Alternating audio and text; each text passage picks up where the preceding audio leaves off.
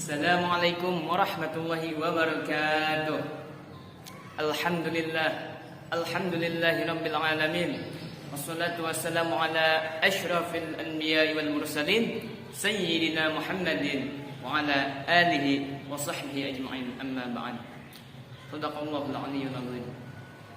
Saudara-saudaraku seiman dan seislam dimanapun kalian berada, puji serta syukur marilah kita panjatkan kehadirat Allah Rabbul Ghafur. Salawat serta salamnya mudah-mudahan tetap terlimpah curahkan kepada baginda Nabi besar Muhammad sallallahu alaihi wasallam. Tidak lupa kepada para keluarganya, kepada para sahabat-sahabatnya, kepada para tabi'in ay atba'it tabi'in, sampai kepada kita semua selaku umatnya. Mudah-mudahan kita semua mendapatkan syafaat darinya. Amin, amin ya rabbal alamin.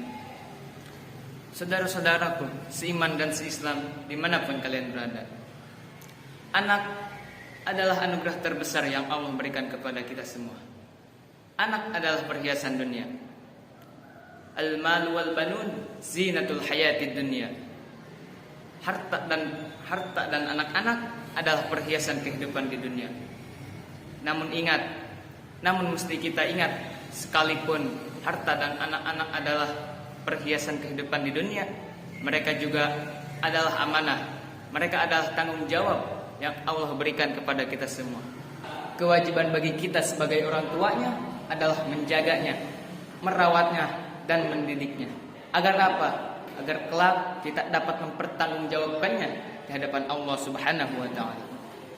Maka Anda wahai ibu, Anda wahai ayah, kalian adalah pemimpin dari rumah tangga kalian. Maka sudahkah kalian mendidik anak-anak kalian seperti yang diajarkan Al-Quran dan hadis? Bagaimana sih cara kita mendidiknya? Apa sih yang harus kita tanamkan? Apa yang harus kita tanamkan kepada anak kita?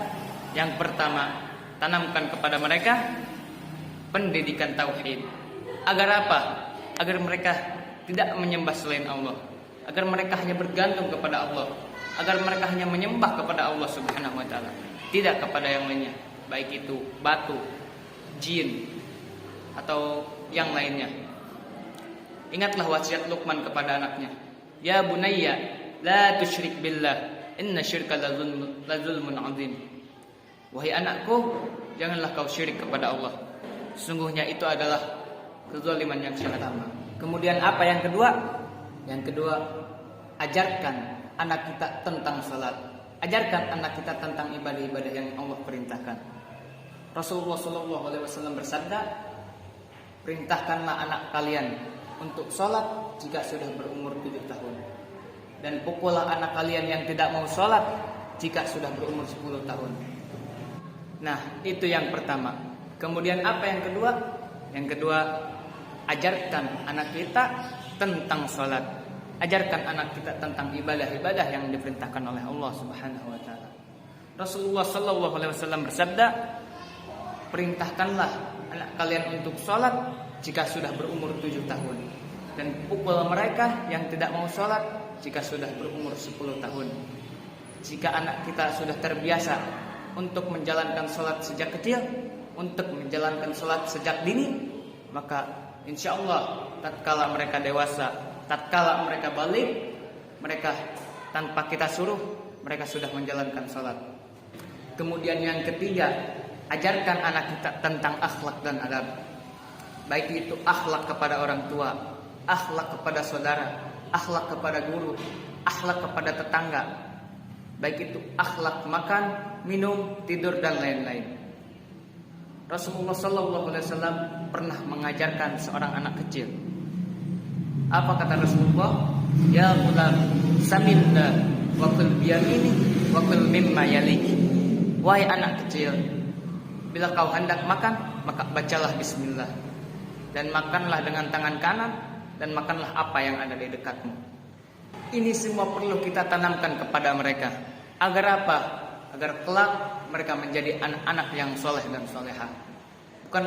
Bukankah kita sebagai orang tua sangat mengidam-idamkan anak-anak yang soleh? Kemudian yang terakhir, perhatikan dengan siapa anak kita bergaul. Perhatikan dengan siapa anak kita berteman. Karena pengaruh dari teman sangatlah besar. Banyak di luar orang-orang di luaran sana yang akhlaknya buruk karena mereka salah untuk memilih pergaulan. Rasulullah SAW bersabda, "Al-mar'u ala dini khalili."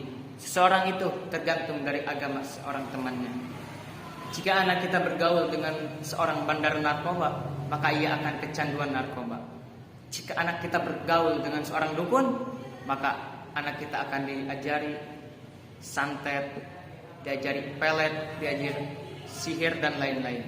Bukankah kita sebagai orang tua tidak mau hal itu terjadi? Tanamkanlah 4 hal tersebut yang tadi saya sebutkan. Maka dari itu, dekatkanlah anak-anak kita dengan seorang ustadz, dengan seorang kiai, dengan seorang habaib, dengan orang-orang yang dekat dengan Allah.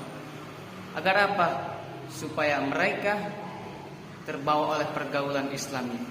Insyaallah. Akhiru da'wah walhamdulillahirabbil alamin. Mungkin hanya sekian yang dapat saya sampaikan. Kurang lebihnya mohon dimaafkan. Kesempurnaan hanyalah milik Allah. Wabillahi taufiq wal hidayah wa ridha wal inayah. Wassalamualaikum warahmatullahi wabarakatuh.